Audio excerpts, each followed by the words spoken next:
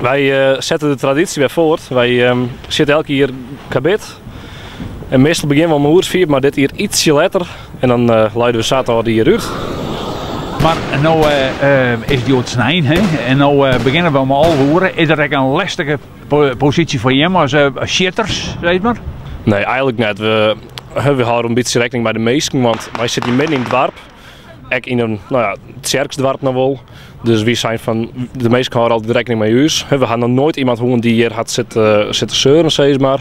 Dus dan houden we ook rekening met de meesten, zo simpel is het. En hoe lang gaan je hem nou terugjoerd?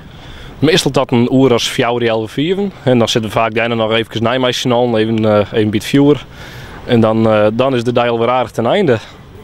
Dus hij is alweer aardig ten einde, maar dan gaat het nou wel even terug of gaan je hem eerst even oekendakken? Daarna gaat iedereen naar huis. Ja, de ene zal bij het gaan. Dan ben ik wel eens gewoon die van net weer wekker in het oude hier, zei het dan ook wel. En de meesten gaan daarna nog even ergens uit zitten en een naar de tent. Hoeveel bussen heb je hier te lezen? 16 bussen op het moment. 16 bussen, dan mag je met aardig wat karbet inslaan, denk ik? Ja, meestal een kilo was 34 in het hier.